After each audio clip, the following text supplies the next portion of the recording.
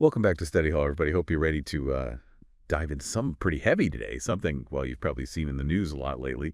And, well, let's just get right into it. We're looking at this, the U.S. Refugee Admissions Program and, well, a recent executive order that, well, honestly, it kind of threw everything up in the air. We've got, like, the actual order right here, signed just a few days ago on January 20th. Of 2025.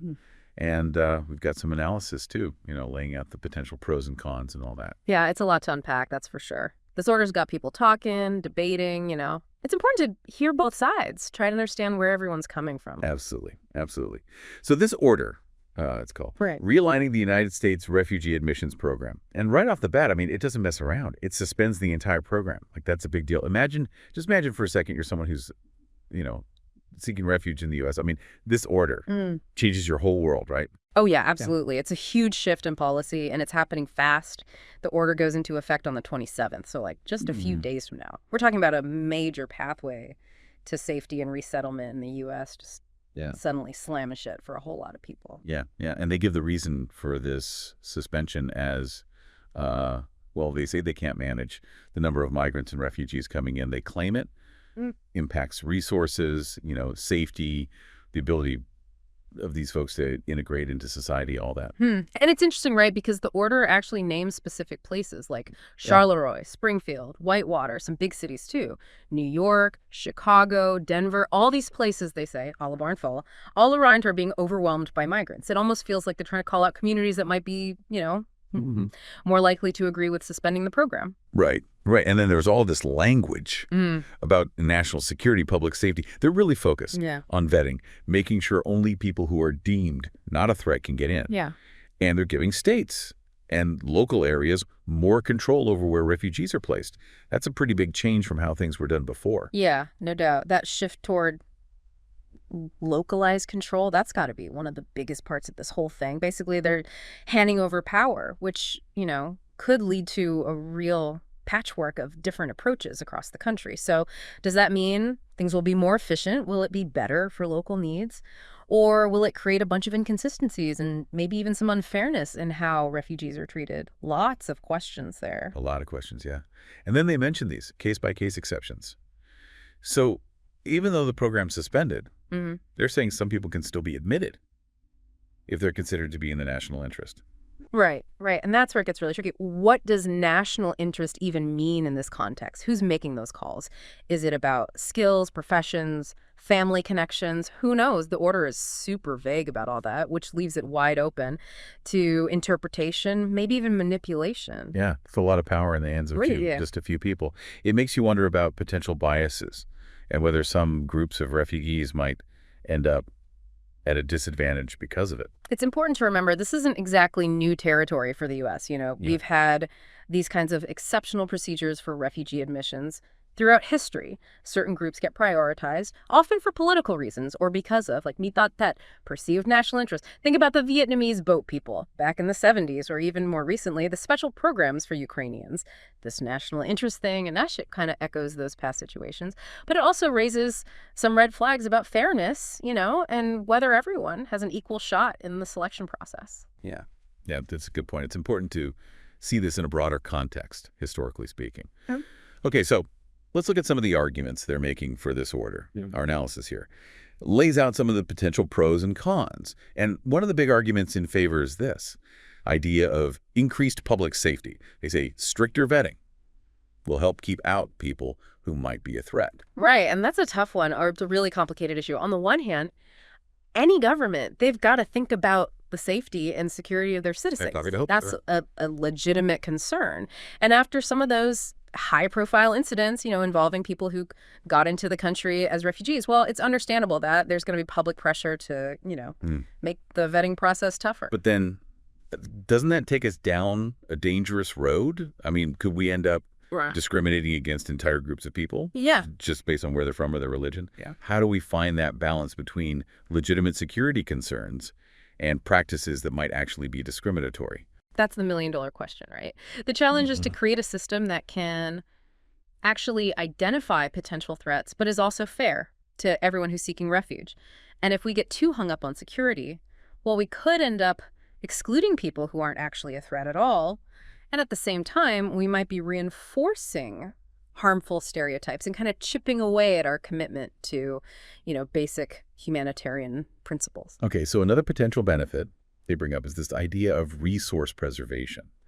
The argument is that by hitting pause on the refugee program, it gives communities some breathing room, time to adjust, to use resources more effectively, and to make sure that existing services aren't being completely overwhelmed. And that argument, it really hits home for communities that are already struggling, luck but places with limited resources or that have seen a huge influx of new people in a short amount of time. The worry is that if you don't have proper planning and support, then a big wave of refugees could put a strain on local infrastructure, housing, healthcare, education, everything. Right, but isn't there also an economic case to be made for welcoming refugees? I mean, there are studies that show refugees can be a real asset to their new communities, both as workers and as entrepreneurs. Absolutely. History's full of examples of refugees who came with nothing and ended up becoming successful. Business owners, scientists, artists, community leaders, they enrich the fabric of their new countries. If we shut the door on refugees, we might be missing out on a lot of talent and potential for economic growth. So it seems like there are legitimate points on both sides of this debate. It's all about trying to balance competing priorities, right? Security versus compassion, economic benefits versus limited resources, local concerns versus global responsibilities. What do you see as the most important part of this whole discussion? For me, it always comes back to the human element. We can't forget that. We're talking about real people, real lives, hopes, dreams. These are individuals who are running from persecution, war, violence. They're just looking for a chance at a better life. Yeah, it's so easy to get lost in the policy debates, the abstract stuff. We got to remember the individual stories, the human cost. So how do you think this order is going to affect the lives of people who are trying to find refuge in the U.S.? What kind of challenges are they going to face? Well, the most immediate consequence, I think, is a loss of hope. For a lot of these people, the U.S. represented safety, a place where they could, start over, rebuild their lives, be free from fear. Now that pathway is closed, at least for now, so they're stuck in limbo, often in situations that are really precarious and dangerous. It's tough to think about, the desperation, the uncertainty. They're facing an unknown future, and they're running out of options. And even beyond that immediate impact, there's the long-term psychological toll, Being displaced is traumatic enough on its own, but then you add the stress of waiting indefinitely, being separated from loved ones, the constant fear of being sent back to the very danger they were trying to escape. And even for those who do manage to get in, under this national interest exception, things aren't going to be easy. There are still going to be hurdles, like learning the language, adjusting to a new culture, and potentially even facing discrimination. Exactly. It's a reminder that even when you get access, resettlement, and integration, it's a long and difficult process. You need incredible resilience, determination, and a strong support system to make it through. It's clear this executive order has really stirred things up. People have strong opinions on both sides. But beyond the politics, the policy analysis, we can't forget the human cost. So we spent a lot of time, really digging into this executive order, looking at the arguments for and against it. But what does it all mean for us? Like for us as individuals, what can we do? How can we engage with this whole issue in a way that actually matters? Well, I think the first thing is education, right? We got to take the time to really understand this whole thing, the U.S. Refugee Admissions Program, its history, what's worked, what hasn't. And we got to go beyond just the headlines. We need to hear the stories of refugees, their journeys, what they've been through, what they've accomplished. It's true. It's so easy to get caught up in all the policy talk and forget about the human side of things. Reading those firsthand accounts, listening to interviews with refugees, that can be really powerful. It reminds us that these are real people with real lives. Absolutely. And it's not enough to just passively consume information. We need to challenge our own assumptions, have conversations with people who see things differently, seek out different perspectives, be open to changing our minds. I like that. Engage, challenge, be open. It's a good reminder that learning is an ongoing thing. There's always more to learn, more to understand. But what about action? What can we actually do to make a difference? There's so much we can do. There are tons of organizations out there doing amazing work to support refugees here in the U.S. and all over the world. Volunteer your time, donate, or even just spread the word about what they're doing. And don't forget about advocacy. Reach out to your elected officials, let them know what you think, and urge them to support policies that align with your values. Even small actions can make a difference. This executive order, it sparked a really important conversation about the U.S.'s role in the world, our commitment to helping those in need, and how we balance security with compassion. By participating in that conversation, by being informed and active citizens, we can help shape a future that reflects what we believe in. It's a good reminder that we're not just bystanders. We have a voice, and it's our responsibility to use it.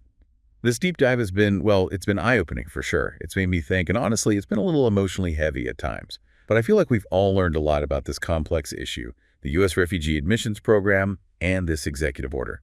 Thanks for joining us on this journey. It's been great unpacking this with you. And remember, knowledge is power, but it's only really meaningful when we use it to do something good. Keep learning, keep asking questions, and keep working towards a world that's more just, more compassionate, more welcoming to everyone. That's it for our deep dive into the U.S. Refugee Admissions Program. Until next time, stay curious, stay engaged, and keep those minds sharp.